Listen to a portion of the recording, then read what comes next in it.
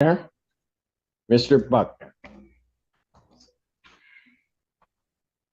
Sir, I will give you an opportunity to address the court, but you're not going to interrupt any. You're not going to interrupt anybody. You're interrupted. State your name. Lawrence is a family Buckner. All right, go ahead, counsel. Mr. Johnson, go ahead. Good morning, man. Please, this Honorable Court, Kareem Johnson, appearing on behalf of Mr. Buckner. All right, what are we doing on this case? Yeah, I have received all discovery and police reports with body camera. We're asking this matter be set for exam.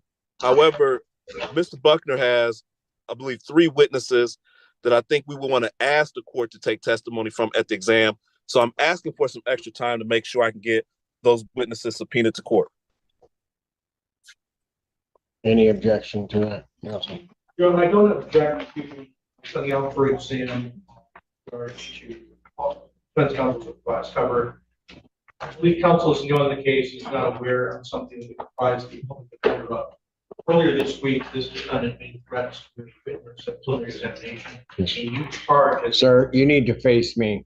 a new charge has been authorized against this defendant as a result of his conduct. And as a result of that new charge being authorized, people are requesting remand. We have previously advised the public defender's office. Judge Rand Washington is in the office. Your Honor. Your Honor, this is,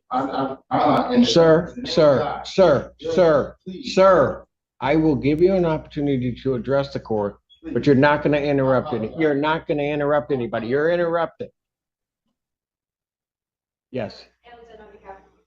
This exam was held on Tuesday, and after the victim in the case had testified, Mr. Buckner, during a break in the exam, threatened her in the gallery, and we did end up charging him with threatening to injure or kill a witness.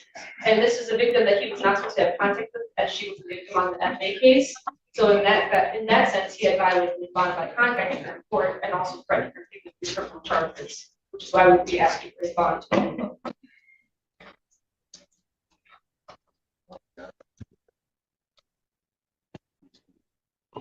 Sir, what did you want to tell me? sir. Well, Mr. Buckner, I'd advise at this point you don't make any statements.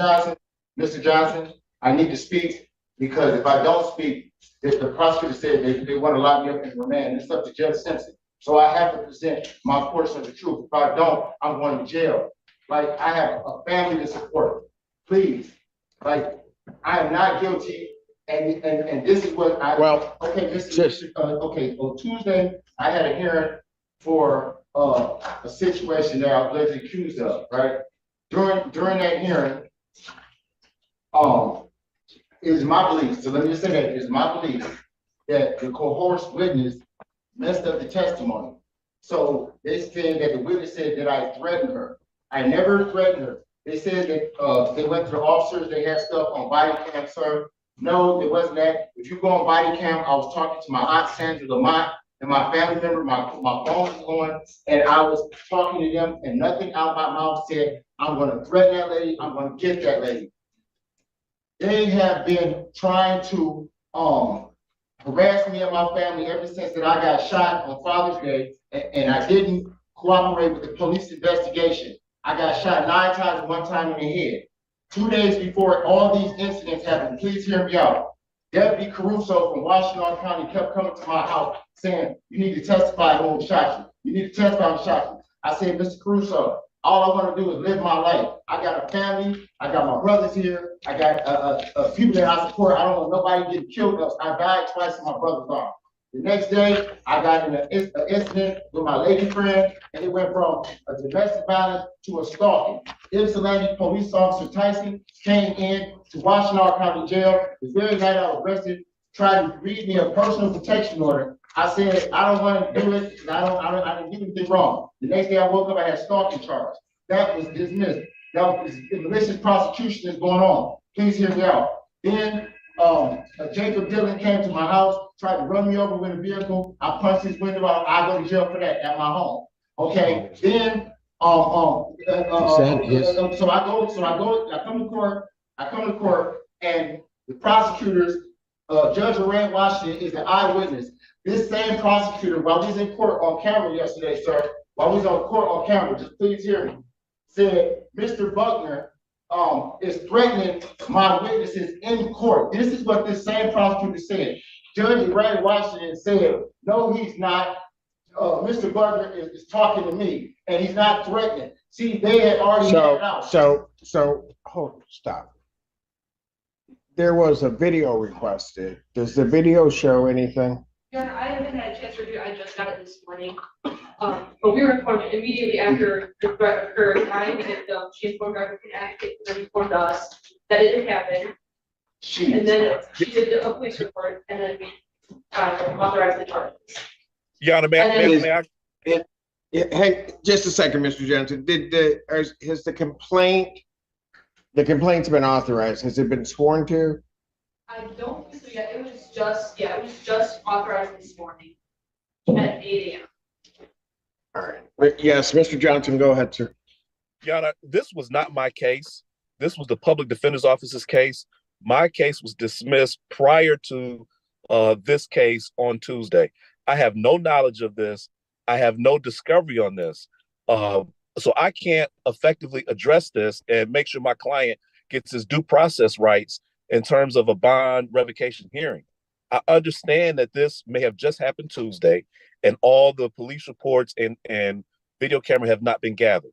But I do think it is unfair to address this right now. Mr. Buckner has always showed up to court. He's always showed up to court timely.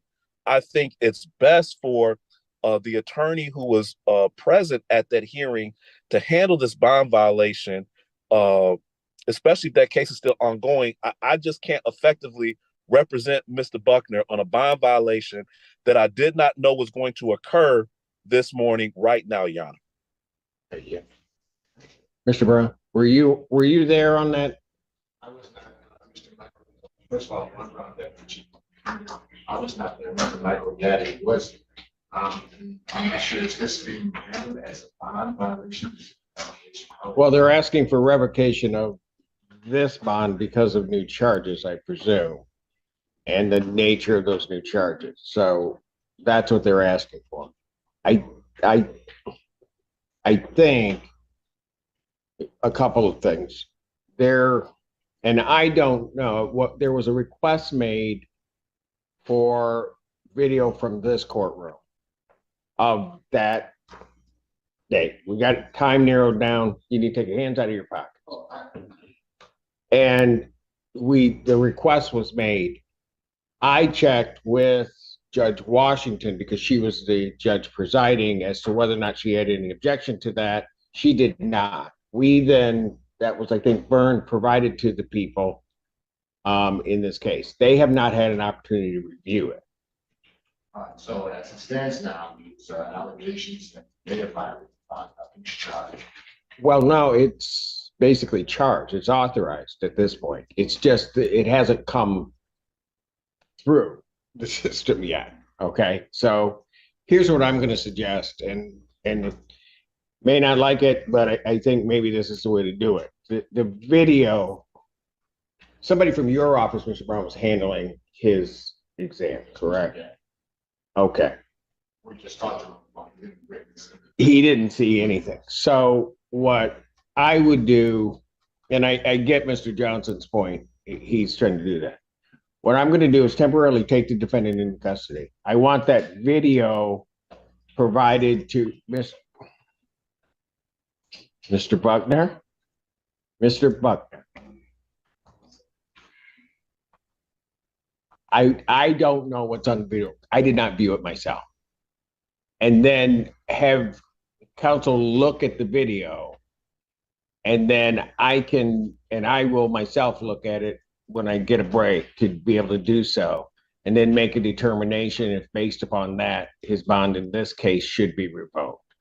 I think that's probably the fairest way that I can potentially do. Yes, sir. Sir, I appreciate you first and foremost for this opportunity. Can I say just to the court that upon looking at the video, the prosecutor said that I want the whole court to hear it. I physically said that I was going to threaten and get this woman. Sir,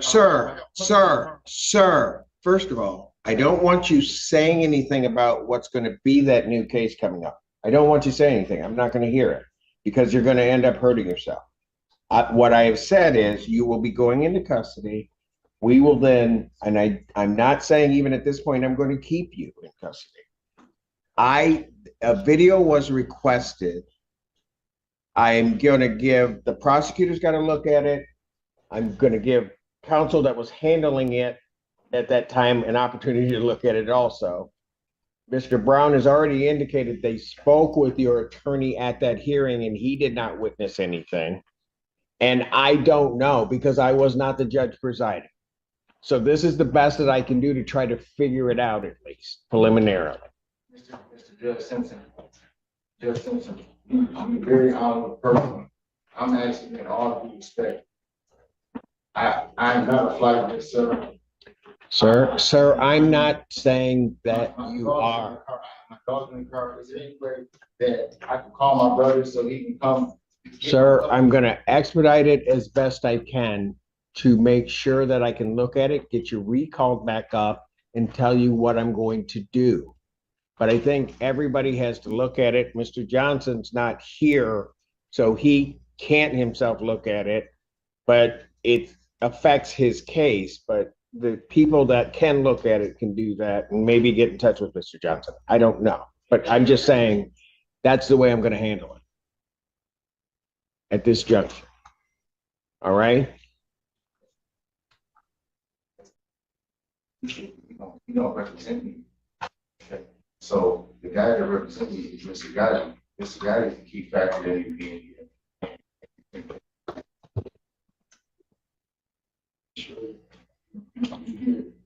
Okay, look, Mr. Buckner, they'll be able to talk to you back there.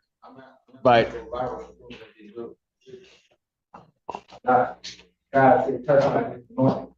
I'll pass the matter. Sir, you need to just quiet down, please. Court does call the case of the people versus Lawrence Buckner. Joseph McMillan, people, Your Honor. Yes, I'm going to do the arraignment.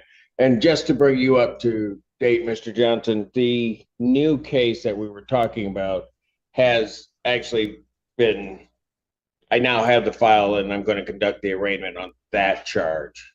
So, all right. I don't know if you were informed of that. All right. Your name, sir? Sir, my name is Lawrence Edward Buckner Jr. All right.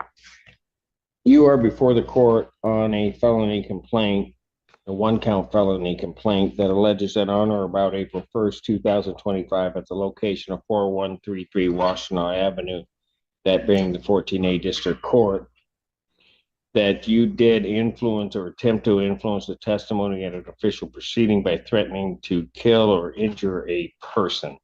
It's commonly known as witness intimidation, committing a crime threatening to kill or injure. Not asking you, sir, whether or not you believe you did that offense. Do you understand the nature of that charge, sir? Yes, sir. That is a felony. It is punishable by up to 15 years incarceration and or a $25,000 fine plus court costs. Do you understand that?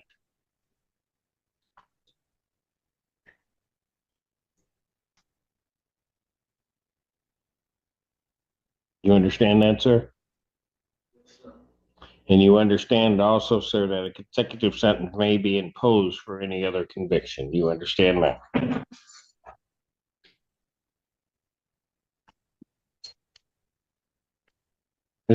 Mr. Buckner, you can sit down while we go through this.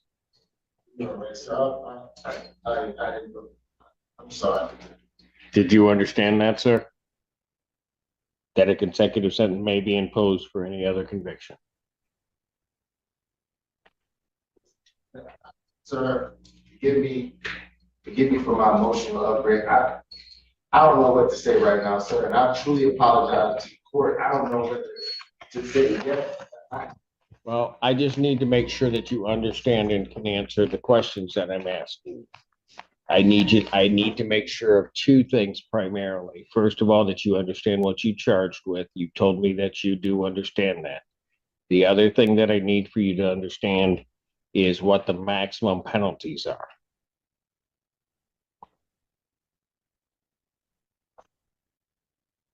Cameras. So there's no video. You may want to mute that. So this is my, this is my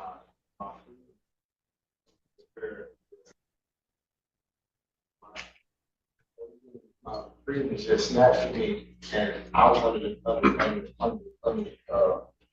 understanding this son why I came to that. Y'all can talk to me. See, I told you I got shot in the head, so you got me hearing the wrong thing. Okay, and you said it wrong. Video, but now you tell me no video. That's what I'm not understanding, because the whole basis of my freedom today was Judge Simpson in the video, and that's why I need help.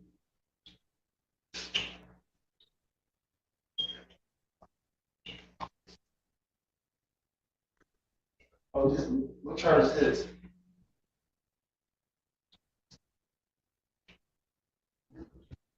This is the charge of having April 4th and Judge Washington court? Okay.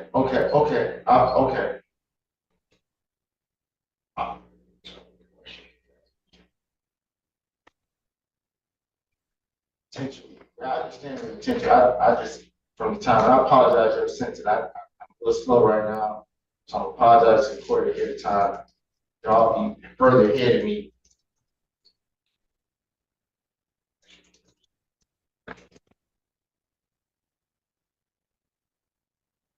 Second to original charge. Second to original charge that Ms. Johnson, Ms. Washington want to find out. Yeah. I understand, Judge. I'm sorry, I don't.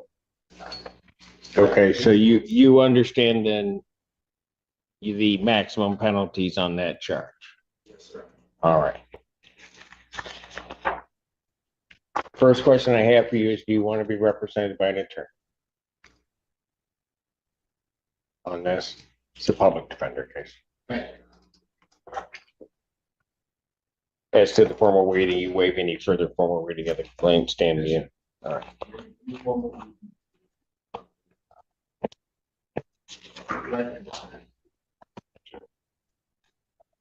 All right.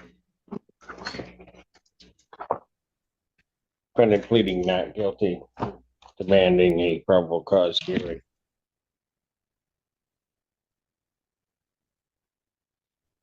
Court will enter that plea. Set a probable cause hearing, and Mr. Johnson, before I set that date, were you asking for an adjournment of the other case? You were asking for that to be set for exam, were you not? I was, Your Honor, but based on these new developments, I think. Stay in jail. I'm not trying to stay in jail, Mr. Johnson. Like, please help me. I'm not trying to stay in jail. I will. Like, I don't want you to tell the judge to adjourn something. Then I need to be heard on it, and I could find out I did nothing wrong. I need help. And helping me is not leaving me inside Washington County Jail or trying to put me on some type of crazy bond. Like, Your Honor, I need help. okay, Mr. Buckner, Your Honor, based on my client's representations, I still ask that the court set this matter for exam. As I indicated this morning on my case, Mr. Buckner has, I believe, 2 or 3 witnesses that we would like to try and call at exam. I need some time to subpoena those witnesses. So I was asking the court for an extra week. So if we were setting the 15th, you would be looking at, say, the 22nd, you're saying? Yes, sir, Your Honor. All right. Any objection to that from the people on case ending in 1120? No, you're saying that the 22nd is not. All right. Well, all right. Right, but I think That will be before Judge Washington. All right, and on that case, his bond would continue. So on the other matter, I'll set preliminary examination and I hear what the defendant is saying. What date? April 10th, 2025, 9 a.m. on that matter. As to bond in this case. Allegation here is that my client allegedly had some outbursts and witness. I had a chance to look at what was available on the equipment that was done. They will be able to prove that how all that stuff. Thank you. Response. Thank you, Your Honor. In this case, as in many things, context is key. This exam is first this Tuesday. At that time, the victim testified at exam. The defendant pointed a gun and racked it at her while she was working as a security guard. It was after this that the defendant asked to go to a bathroom. Walking out, threatened her in the gallery. She immediately reported this to the victim advocate and his assistant prosecuting attorney. Specifically, this defendant said, "You're lying, a lying fucking bitch, I'm going to get you." This is right after she had testified being threatened with a firearm by this defendant. Based upon this defendant's conduct, people believe that a $100,000 bond, no 10%, is appropriate in this case. This was very clearly an attempt by this defendant to intimidate this witness with regards to the case at District Court at exam. The condition of the bond in that case, case number 5-121. I'm sorry, I may have misread that case number. Was that he had no contact with the victim, and here he is in court threatening this victim. This is not taking place in a vacuum. This defendant has a pending misdemeanor domestic violence case, the FA case that was the subject of the exam involving firearm, and malicious destruction of property felony case. Based upon this conduct, based upon his extensive criminal history, they frankly have extreme concerns for public safety and victim safety. We're asking that as a condition of the bond in this case, that he have no contact with the victim in Hudson, have a no coaching order as for residential place of employment. And frankly, Your Honor, it is this defendant's conduct which has brought us to this point. And the fact that this threat was uttered during a court proceeding immediately after the testimony of the victim is greatly concerning to people. And to our mind, points to a need to set a significant bond to secure the safety of the public and the state. So I'm response, John. Yes, sir. Obviously, very clearly something different in the prosecution that when describing it as an angry outburst, doesn't rise to showing any attempt to keep anyone doing anything except that angry outburst. They went ahead and tried to charge or witness intimidation. This something based on what they saw in the context and unproven charge.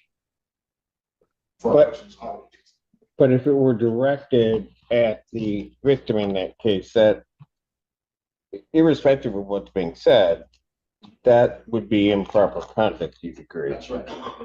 Making a bond with a separate case, and that's exactly what's going on. They can certainly say you shouldn't have said anything, you shouldn't have had an angry outburst. That's a bond violation. That's exactly that. What is concerning in this case is that if what is said, and I disagree with the defense, that there has to be something where they did that there. If said,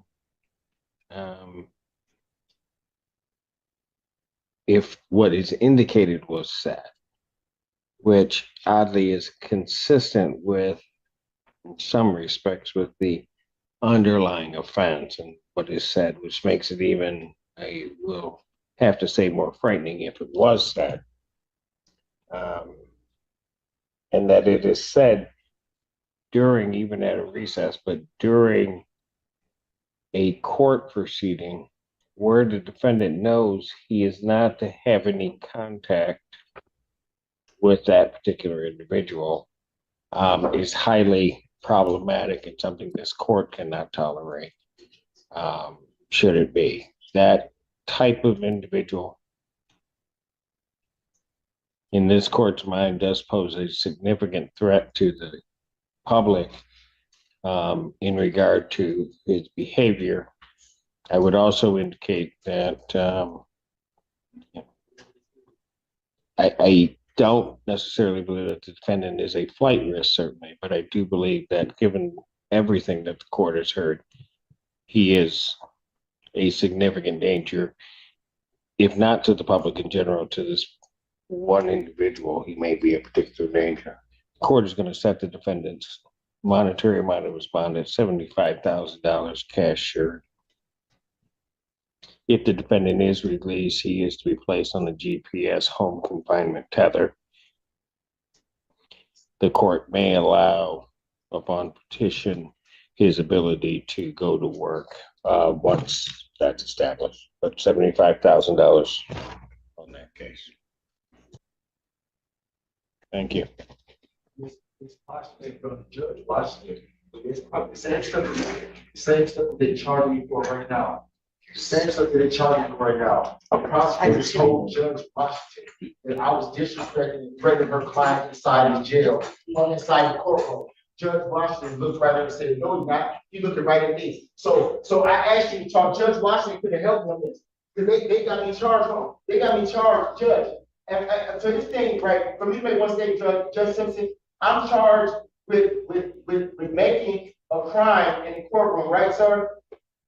Well, you're charged with intimidating a witness that may have taken place in the courtroom. So. Okay, and sir, this is the time that I got arrested and you sent me back here, the things that I was trying to work on you was, I mean, the community of people that was helping me, sir, and I know everything I'm saying because you've already made a decision, is that the video inside Judge Washington's courtroom, a Wayne Washington courtroom, was the video that would have proved my innocence.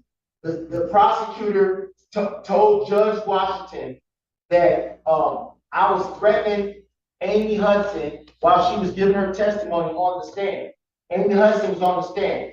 Wayne Washington stopped the court immediately and said, "No, he's not. He ain't looked at her, he ain't said to her. He's mumbling things to me, trying to get my attention." This is on camera in Wayne Washington court. So now, how do I help myself, Judge Simpson? Your attorney will be able to get a video of that proceeding. All right, Mr. Buckner, thank you. Hey, Mr. Brown, Mr. Brown. Yes.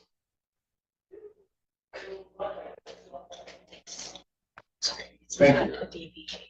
No, I don't, but I conditions. Okay. All right.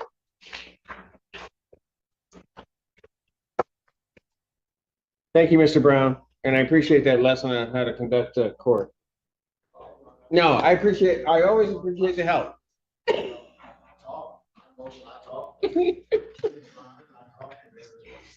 No, well, some places do it that way.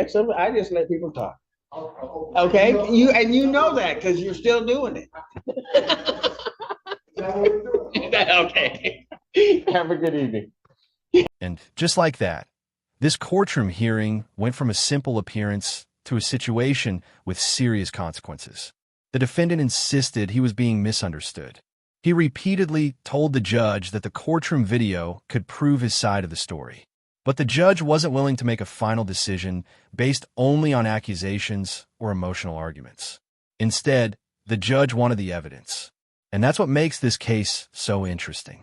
The prosecution claimed the defendant threatened a witness immediately after she testified, while the defense argued that what happened was simply an angry outburst and disputed the way the incident was being characterized. But then came a moment nobody could ignore.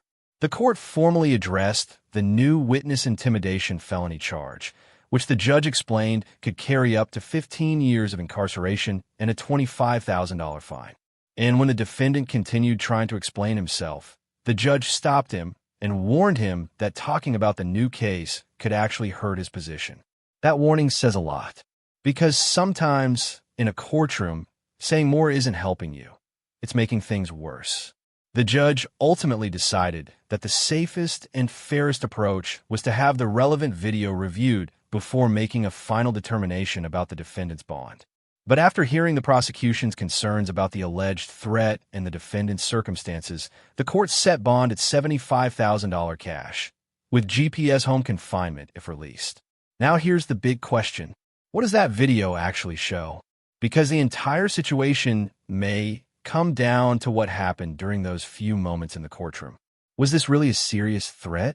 Was it an emotional outburst that was misunderstood? Or does the video tell a completely different story? You watched the hearing. Now I want your verdict. Backhand index pointing down comment, fair, if you think the judge handled this properly. Backhand index pointing down comment, too harsh, if you think the defendant deserved a different decision. And if you were in that courtroom, would you have stayed completely silent? Or would you have tried to explain your side? Drop your answer below. And don't forget to like, subscribe, and turn on notifications, because if you think this hearing was intense, you definitely don't want to miss what happens in the next courtroom case. The judge has spoken, but the video may have the final word.